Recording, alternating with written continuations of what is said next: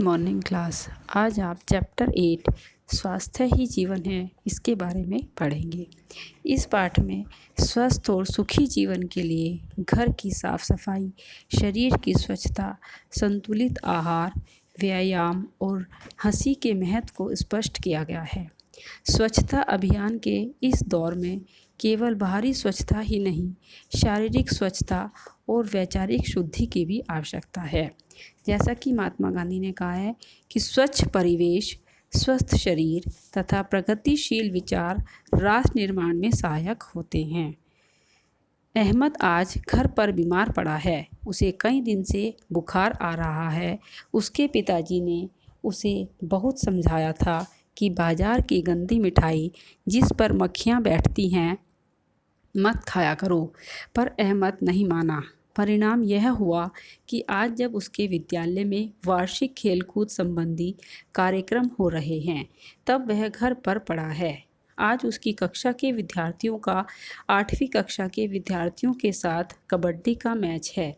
यदि अहमद अस्वस्थ न होता तो वह अपनी कक्षा की ओर से खेलता। कितनी प्रसन्नता होती उसे जब उसके खेल की सब लोग प्रशंसा करते, पर बीमार लोग भला कहीं कबड्डी का मैच खेल सकते हैं। तो इसमें एक बच्चा है, उसका नाम है अहमद। उसको बुखार है, वह घर पर बीमार पड़ा हुआ है क्योंकि उसने बाहर की गंदी मिठाई और बाहर का खाना खाया है। परंतु उसके पिताजी ने उसको बहुत मना किया कि बाहर की गंदी मिठाई नहीं खानी है, इससे बीमार हो जाते हैं। परंतु वह नहीं माना और इसका यही परिणाम हुआ कि वह बीमार हो गया और आज उसका एनुअल स्पोर्ट्स डे है, उसमें वह पार्टिसिपेट नहीं कर पा रहा है। किसी ने सच कहा है कि तंदुरुस्ती 1000 नियामत है। यदि हम स्वस्थ रहते हैं तो हमारा हर क्षण उल्लास से भरा होता है। मतलब सबसे पहले हमें अपने स्वास्थ्य के प्रति ध्यान देना चाहिए। अगर हमारी तंदुरुस्ती अच्छी होगी तो चाहे कितना भी कुछ भी हो जाए, हम अच्छे मन से सारे कार्य करेंगे। इसलिए हमें स्वस्थ रहना चाहिए और अगर हमारा मन स्वस्थ रहता है, हमारा शरीर स्वस्थ रहता है, तो हमारा सुबह से शाम तक का प्रत्येक क्षण खुशी से भरा हुआ होता है। हम सदा हंसमुख रहते हैं। रात को हमें गाढ़ी नींद आती है। गाढ़ी मतलब एकदम गहरी नींद, ना सपने आते हैं, ना कोई बेचैनी होती है और ना ये होता है कि हम इधर उधर करवटें बदल रहे हैं और नींद नहीं आ रही है। और सुबह उठने पर मन उमंगों से भरा रहता है। जब हमें अच्छी नींद आती है तो हम एनर्जेटिक होकर के उठते हैं सुबह, और इसलिए हमें ये मन करता है कि ये भी करो, ये भी करो। हम एकदम से एक्टिव रहते हैं। इसके विपरीत यदि हम अस्वस्थ रहते हैं तो हमें चारों ओर उदासी ही उदासी नज़र आती है। हमारा स्वभाव चिड़चिड़ा हो जाता है और मन अनेक प्रकार की चिंताओं से घिरा रहता है। स्वस्थ शरीर में ही स्वस्थ मन का निवास होता है। ये बिल्कुल बात सही है कि अगर हमारा शरीर स्वस्थ होगा तब भी हमारा मन भी स्वस्थ होगा। अगर हमारा शरीर स्वस्थ नहीं होगा तो हमारा मन भी न प्रसन्न होगा, न स्वस्थ होगा। उसमें बहुत तरह की चिंताएं आती रहती हैं। हमारा स्वभाव चिड़चिड़ा हो जाता है। कोई हमें कोई अच्छी बात भी कहता है तो वह हमको बुरी लगती है, हम उस पर उलट करके अच्छा रिएक्शन नहीं करते हैं। तो इसलिए हम सबसे पहला काम है कि हमारा शरीर स्वस्थ होना चाहिए, हमें उस पर ध्यान देना चाहिए। इसलिए मन की प्रसन्नता के लिए शरीर का स्वस्थ होना बहुत ही आवश्यक है। आइए अब देखें कि किन किन बातों का ध्यान रखकर हम स्वस्थ रह सकते हैं। स्वास्थ्य के लिए सबसे अधिक आवश्यक चीज़ सफाई है। दिन भर तरह तरह के स्थानों पर आने जाने और काम करते रहने से हमारे शरीर पर धूल और मैल जमा हो जाती है। हमारे शरीर से जो पसीना निकलता है उससे भी मैल जमा होती है। पसीने का पानी तो उड़कर सूख जाता है, पर मैल त्वचा के उन छिद्रों पर जम जाती है जिनसे पसीना निकलता है। यदि प्रतिदिन अच्छी तरह स्नान द्वारा हम मैल को हटा न दिया जाए तो पसीना खुलकर नहीं निकल सकेगा। शरीर के अंदर की गंदगी अंदर ही रहकर तरह तरह के रोग पैदा करने लगेगी। हमें डेली अच्छे से साफ जल से, एकदम शुद्ध जल से नहाना चाहिए और अपने शरीर को स्वस्थ रखना चाहिए। यदि पसीना आता है तो पसीना तो हमारा सूख जाता है, परंतु वह अपना मैल हमारे शरीर पर ही छोड़ जाता है। तो इसलिए हमें प्रतिदिन अच्छे से नहाना बहुत ज़रूरी होता है। स्वस्थ शरीर रहने के लिए शरीर की नियमित सफाई बहुत ही आवश्यक है।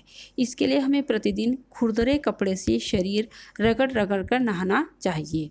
सप्ताह में 2-3 बार साबुन लगाकर नहाना अच्छा होता है। गर्मियों में पसीना अधिक निकलता है, इसलिए सुबह शाम दोनों समय नहाना चाहिए।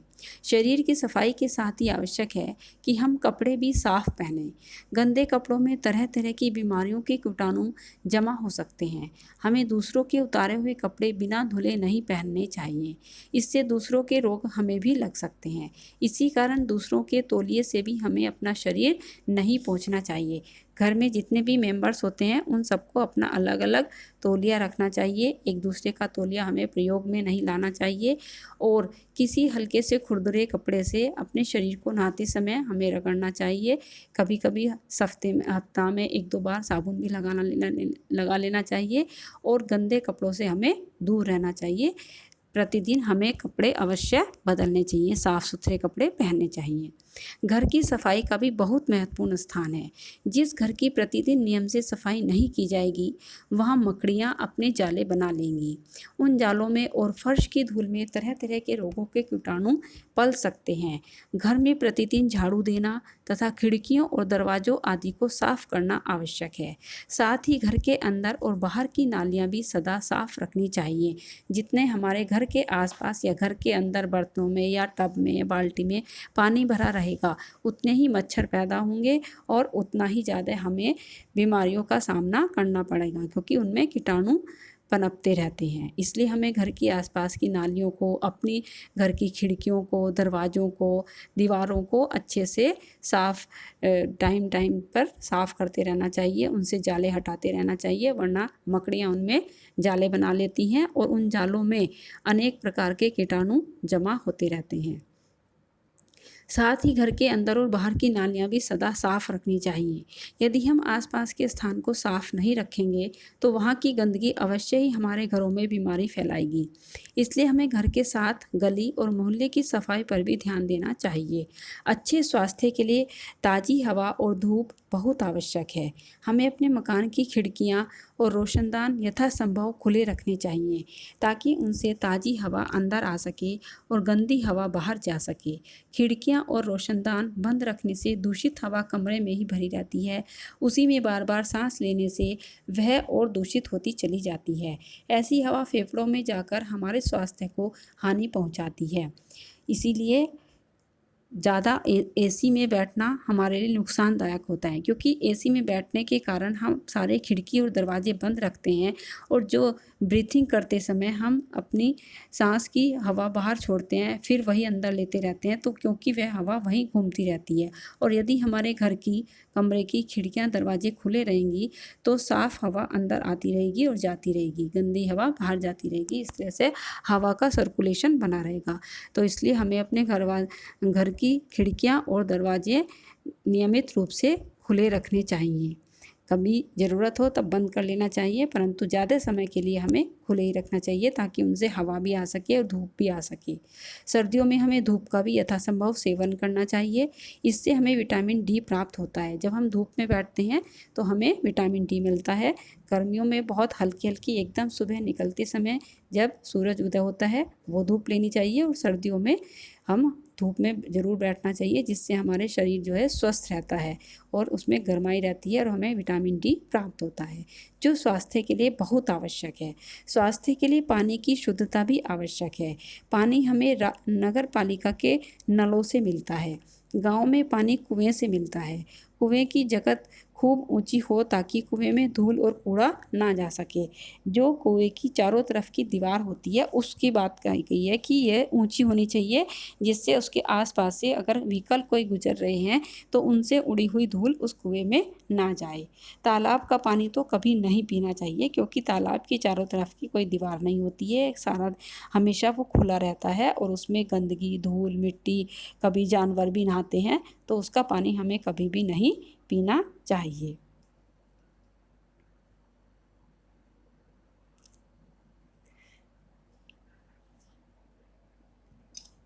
अशुद्ध जल पीने से बहुत सी बीमारियां हो जाती हैं। यदि हमें पानी की शुद्धता के बारे में जरा भी संदेह हो तो उसे पीने से पहले उबाल लेना चाहिए। हवा और पानी के साथ हमारे भोजन का भी स्वच्छ होना जरूरी है। हमें बाजार की ऐसी कोई भी चीज़ नहीं खानी चाहिए जिस पर धूल पड़ी हो या मक्खियाँ बैठी हों। बहुत से खोमचे वाले ऐसी गंदी चीज़ें बेचते हैं जिन्हें खाकर रोगी बन जाने की संभावना रहती है।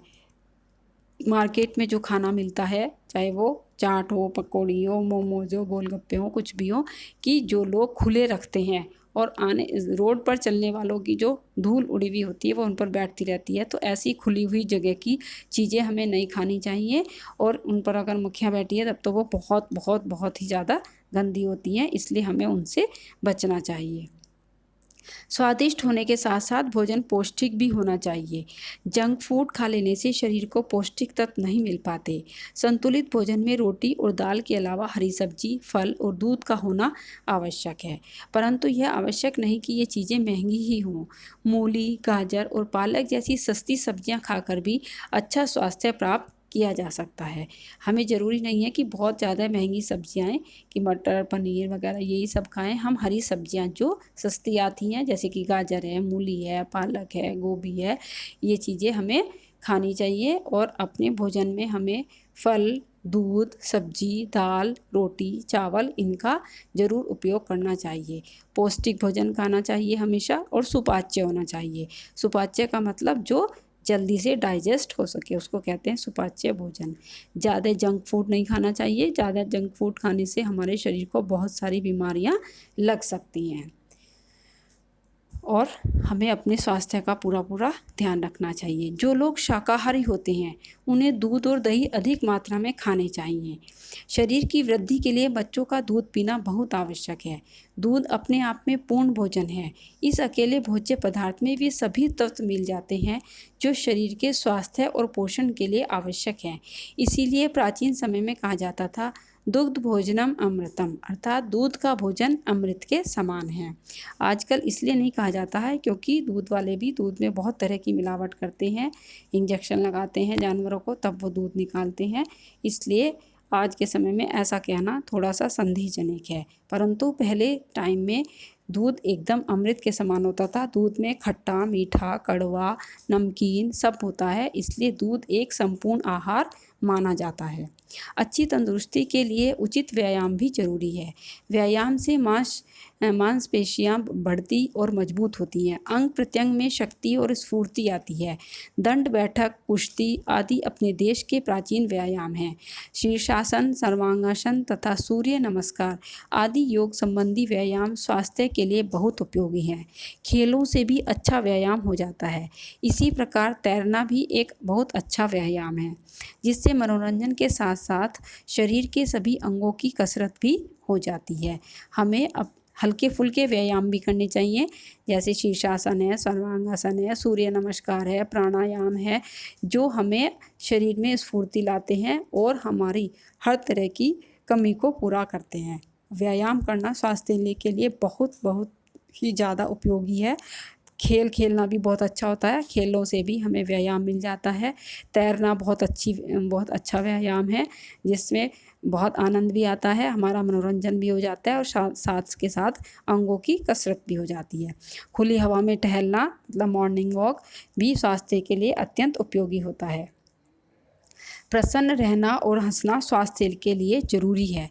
चिंता और क्रोध का बुरा प्रभाव मन पर ही नहीं, शरीर पर भी पड़ता है। जो व्यक्ति रात दिन चिंता में या अंदर ही अंदर घुटते रहते हैं, उनका शरीर दुबला भी रहता है और ना उनके शरीर को कुछ खाना पीना लगता है और वो बीमार जल्दी पड़ जाते हैं। इसलिए हमें गुस्सा नहीं करना चाहिए, चिंता नहीं करनी चाहिए, ऐसे काम करना चाहिए जिससे हम दूसरों को भी खुश रख सकें और खुद भी खुश रह सकें। इससे नहीं तो हमारा शरीर ठीक नहीं रहता है अगर हम खुश नहीं रहते हैं। तो हमें कठिन विपत्ति के समय भी प्रसन्नचित्त व हंसमुख रहना चाहिए। कभी कोई परेशानी आ जाए तब हमें घबराना नहीं चाहिए, उसका भी हमें खुश होकर के सामना करना चाहिए। कहावत है कि ठहाका मारकर हंसिए और दीर्घजीवी बनिए। ठहाका मारकर हंसिए मतलब जो बहुत खुल के हंसते हैं एकदम से, वो लंबे समय तक जीवित रहते हैं, उनकी उम्र बहुत लंबी होती है। तो ये राम किशोर द्विवेदी जी ने ये चैप्टर लिखा है, बहुत अच्छा चैप्टर है, इस पर आपको ध्यान देना चाहिए, पढ़ना चाहिए। और इसके मौखिक प्रश्न। अहमद विद्यालय क्यों नहीं गया? अहमद विद्यालय बुखार से पीड़ित होने के कारण नहीं गया। उसके विद्यालय में क्या हो रहा था? उसके विद्यालय में वार्षिक खेलकूद संबंधी कार्यक्रम हो रहे थे। हमें गाढ़ी नींद कब आती है? जब हम स्वस्थ रहते हैं। जब हम स्वस्थ होते हैं तभी हमें गाढ़ी नींद आती है। हमारा स्वभाव कब चिड़चिड़ा हो जाता है? जब हम अस्वस्थ होते हैं या अस्वस्थ रहने पर हमारा स्वभाव चिड़चिड़ा हो जाता है। घर में ताज़ी हवा और धूप आने के लिए क्या प्रबंध करना चाहिए? घर की खिड़कियों को और रोशनदान को खुला रखना चाहिए। अशुद्ध जल पीने से क्या होता है? अशुद्ध जल पीने से बहुत सी बीमारियां हो जाती हैं। ये थे आपके मौखिक प्रश्न और इसके अति लघु प्रश्न और दीर्घ प्रश्न आपको असाइनमेंट में भेज दिए जाएंगे। आपको इसके शब्दार्थ अपनी नोटबुक में करने हैं, वो मैं बता देती हूँ कौन कौन से करने हैं। परिणाम, उल्लास, गाढ़ी नींद, व्यायाम और विपत्ति, ये वर्ड्स, ये शब्दार्थ आपको अपनी नोटबुक में करने हैं। और जो कठिन शब्द में हैं, अस्वस्थ, महत्वपूर्ण, सर्वांगासन और प्रसन्न चिन्ह, इनके वाक्य प्रयोग आपको बनाने हैं। 4 वाक्य प्रयोग है और ऊपर जो शब्दार्थ आपको बताए हैं वो शब्दार्थ। ये कार्य आपको अपनी नोटबुक में करना है। मौखिक प्रश्न आपको नोटबुक में नहीं करने हैं। लघु प्रश्न और दीर्घ प्रश्न आपको नोटबुक में करने हैं। अर्थग्रहण संबंधी प्रश्न और ये लघु उत्तरीय प्रश्न और दीर्घ उत्तरीय प्रश्न आपको असाइनमेंट्स में भेज दिए जाएंगे। Okay, thank you.